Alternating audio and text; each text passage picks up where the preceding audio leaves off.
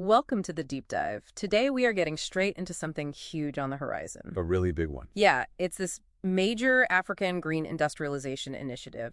It's all centered around a forum in Addis Ababa coming up in March 2026. And what we're really doing here is unpacking how a massive local success is about to become, well, a blueprint for the whole continent. So where did this all start? What was the catalyst? It's Ethiopia's Green Legacy Initiative. And, I mean, it's not just a success story. It's genuinely monumental. Right. They've planted over 25 billion saplings since 2019. It just shows you the scale of what's possible when you sync up climate action with, real economic empowerment. They basically proved it could be done, that you can link environmental work directly to poverty reduction. Exactly. And the people pushing this forward now are the African First Ladies Initiative for Emission Reduction and Poverty Reduction. A very powerful group. They're using that platform to drive this, which brings us to the big question for this deep dive. Which is, how do you take that one incredibly successful national model and scale it up into a framework that works for all of Green Africa? okay, so let's get into the plan. It's basically a three-pronged approach. It balances immediate grassroots impact with a much longer-term industrial shift. And it starts at the household level, right? With the improved cooking stoves, the ICS. Yes. Yeah.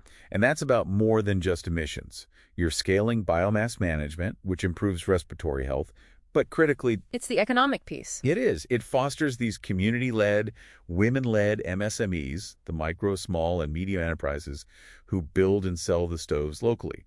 It's a huge socioeconomic win. Okay, so you have that foundation. What's the next layer? The second pillar is scaling up solar power devices.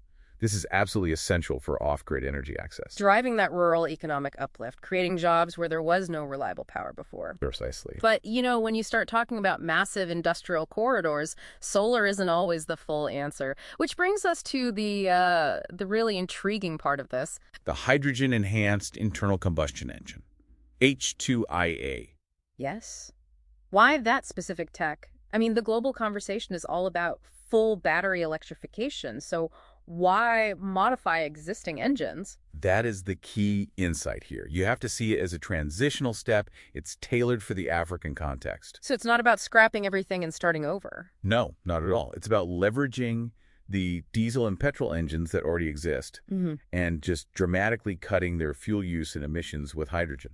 Which means you can decarbonize major transport networks fast without waiting for brand new, expensive infrastructure. Exactly. And you create green jobs in retrofitting and in the hydrogen supply chain.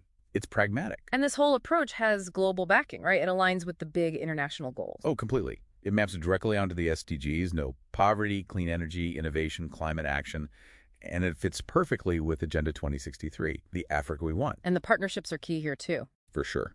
Especially with that H2 ICE rollout, you see knowledge exchange with Australia.